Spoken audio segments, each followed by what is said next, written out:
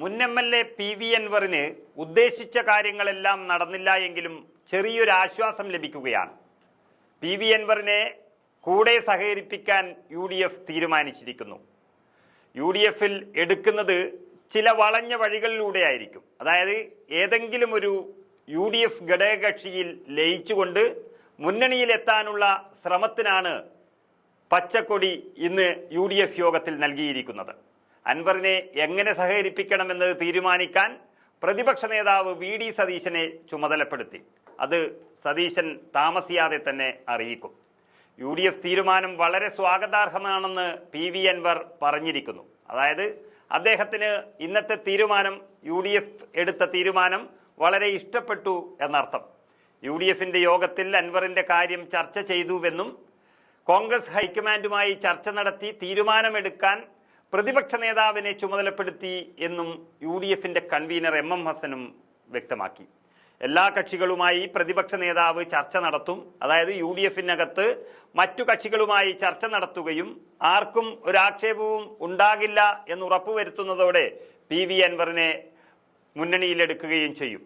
അൻവറുമായി ആവശ്യമെങ്കിൽ കൂടിക്കാഴ്ച നടത്തുകയും ചെയ്യും. ഒരാഴ്ചക്കകം ഇക്കാര്യത്തിൽ തീരുമാനമുണ്ടാകുമെന്നാണ് UDF കേന്ദ്രങ്ങൾ അറിയിക്കുന്നത്.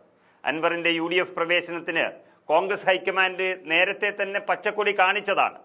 അതായത് പ്രാദേശിക സഖ്യങ്ങൾക്ക് ദേശീയ നിലപാട് ബാധകമല്ല എന്നുള്ളത് കൊണ്ട് തന്നെ ഈ വിഷയത്തിൽ കോൺഗ്രസ് ഹൈക്കമാൻഡ് അത്തരത്തിലുള്ളൊരു നിലപാടാണ് എടുത്തത്.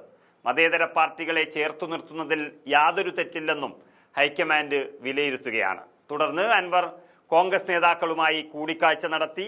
രമേശ് ചെന്നിത്തല, KPCC അധ്യക്ഷൻ K സുധാകരൻ എന്നിവരും കൂടിക്കാഴ്ചയിലുണ്ടായിരുന്നു. അതിനുശേഷം മുസ്ലിം ലീഗുമായും കേരള കോൺഗ്രസ് ജോസഫ് വിഭാഗവുമായും കൂടിക്കാഴ്ച നടത്തി.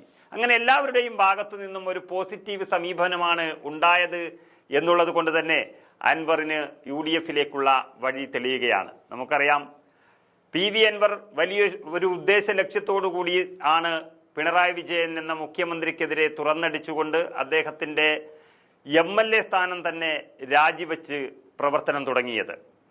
ഒരു ഭാഗത്ത് പിണറായി വിജയനെതിരെയുള്ള നീക്കങ്ങളൊക്കെ വിജയിക്കുന്നുണ്ടെങ്കിലും അദ്ദേഹത്തിന് പാർട്ടിയിലും മുന്നണിയിലും കിട്ടേണ്ടുന്നത്ര സാധ്യതകളെല്ലാം അടഞ്ഞ ഒരവസ്ഥയിലാണ് ഉണ്ടായത്. കോൺഗ്രസിലേക്കോ മുസ്ലിം ലീഗിലേക്കോ പോകാൻ അദ്ദേഹം തയ്യാറായില്ല. അവർ എടുക്കാനും അത്ര മനസ്സ് കാണിച്ചില്ല. അതിനുശേഷം മുന്നണിയിൽ എടുക്കുന്നതും വലിയൊരു ചോദ്യചിഹ്നമായി നിന്നിരുന്നു. നിലമ്പൂർ തെരഞ്ഞെടുപ്പ് അടുത്തിരിക്കെ PV അൻവറിനെ കൂടുതൽ ഉത്തരവാദിത്തങ്ങൾ ഏൽപ്പിക്കുകയാണ് UDF എന്നുള്ളതിൻ്റെ സൂചനയാണ് ഇന്നത്തെ UDF യോഗത്തിൽ നിന്നും ഉണ്ടായിരിക്കുന്നത്.